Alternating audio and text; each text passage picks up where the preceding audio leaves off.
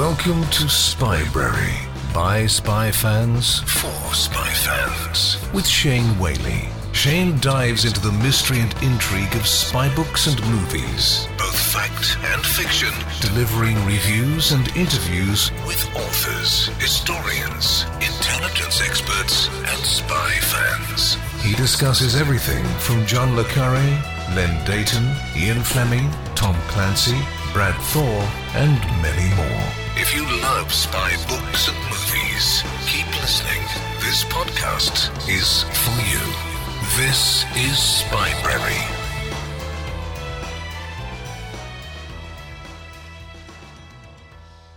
It's a brush pass, quick and simple. You are listening to Brush Pass on Spybrary. Quick reviews sent in by spy fans for spy fans.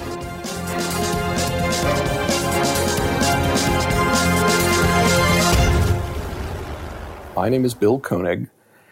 I run a blog called The Spy Command, and I've been on two previous episodes of Spybrary. Today, rather than review a book, I'm going to do a quick review of a career, that of Buck Henry, born Henry Zimmerman, born in 1930, who died on January the 8th. Buck Henry had a spectacular career as a writer and performer, but I'm here to talk primarily about his contributions to the 1960s spy craze, which was co-creating the series Get Smart with Mel Brooks. Get Smart ran from 1965 to 1970. It was an out-and-out comedy in the spy genre and was enormously successful, and some of its memes are still remembered today. Get Smart almost didn't appear because it was originally developed for ABC, the U.S. television network, and it was developed with an actor named Tom Poston in mind. However, high-ranking ABC executives did not like the script that Buck Henry and Mel Brooks provided. The story had Control Agent Maxwell Smart confronting the chaos chieftain Mr. Big, except that Mr. Big was a dwarf. And the ABC executives hated the idea. They just thought it was awful. They said, there's no way we will go through with this. So as the story goes, Mel Brooks was at one of his Hollywood hangouts, ran into an NBC executive who inquired why Mel was kind of down in the dumps. And Mel Brooks told him about how the pilot script had gone awry. Well, as it turned out, NBC had comedian Don Adams under contract and was going to pay him until they found a series for him to perform in. And it was actually past the normal pilot season, as it was called, but NBC freed up the money to do a late pilot. The Buck Henry and Mel Brooks tweaked the script to tweak it for Don Adams. For example, Would You Believe was a Don Adams bit that predated Get Smart. I've seen him do it on a sitcom that came out before Get Smart, for example. So it was, the script was redone. It was cast with Don Adams as Maxwell Smart, Barbara Feldon as Agent 99, and Edward Platt as the Chief of Control. And NBC liked it and ordered it up for the 65-66 season.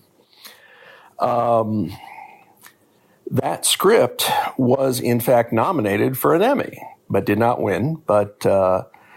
And Buck Henry worked on the series for the first season with the title of story editor, which meant he wrote the occasional script, and he probably was involved in lining up writers for the series and probably, in all likelihood, rewriting some scripts as well.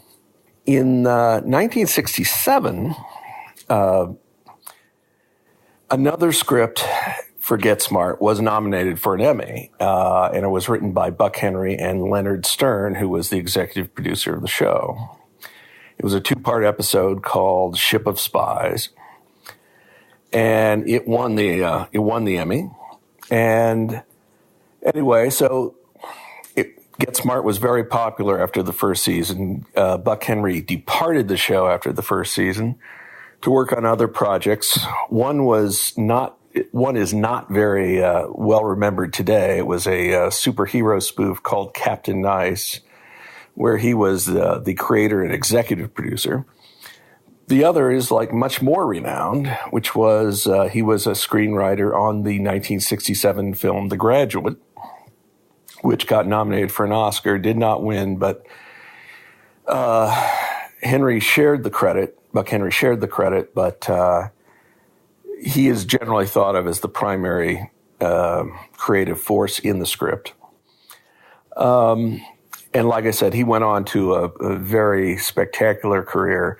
Among his many achievements, he was a 10-time host of Saturday Night Live, but it was all within the first 5 years. He never appeared again after the original cast left.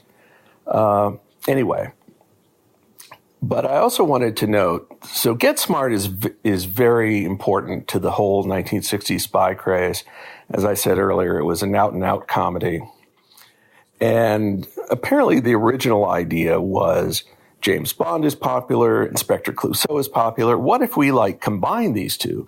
So that was the genesis, and that was how Mel Brooks and Buck Henry came up with that pilot script, and why you had Mr. Big being a dwarf. By the way, Mr. Big was eventually cast with Michael Dunn, who would later be Dr. Lovelace on the Wild Wild West. So that gives you an idea of what was going on.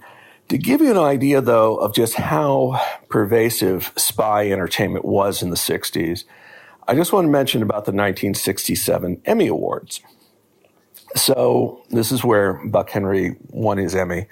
So at one point, you had Best Dramatic Actress in a continuing series, and the contenders included Barbara Bain and Diana Rigg of The Avengers. And Barbara Bain beats out Diana Rigg.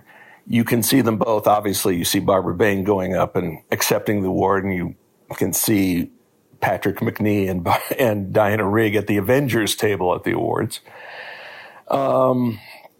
Then later, you have Barbara Bain and Martin Landau, her husband, come out to give out the comedy award. That's where Buck Henry gets his award. Gets his award that he shared with Leonard Stern.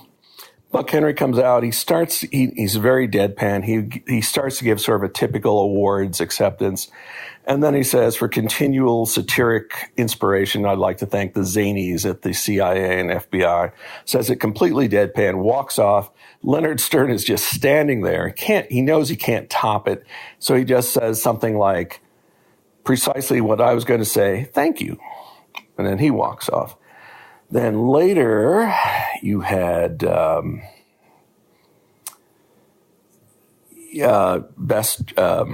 award for Best Dramatic Writing. Robert Culp of I Spy is nominated for a script he wrote for that series, and Bruce Geller is nominated for his script for the Mission Impossible pilot. Bruce Geller wins. So you can just see from that 67 Emmy show, spy shows were really big, the whole spy craze. It was starting to tail off by 67, but it still had a big impact. And you can see that. And the whole reason for me bringing this up, Buck Henry was a major contributor to the spy craze for his work on Get Smart. And, it's for those, I know that younger folks have probably read about this, but for those of us who are old farts, who lived through it, it's like watching those clips of that 67 show is just a reminder of just how pervasive spy shows and spy entertainment was. It was just a different era. And anyway, so when I read about Buck Henry's passing, I couldn't help but think about that. I wrote a short obituary for him on the Spy Command, and I embedded a video that had those clips from the Emmy Awards of 1967. So in any case, R.I.P. Buck Henry, and thanks for listening. Take care.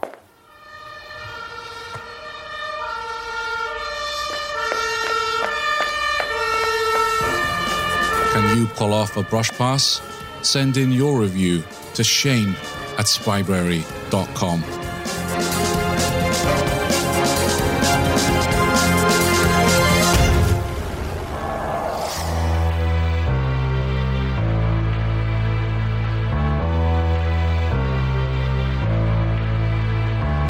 Thanks for listening to the Spyberry podcast. You don't have to wait for the next episode. Join the conversation happening now at facebook.com/Spyberry and on Twitter @Spyberry.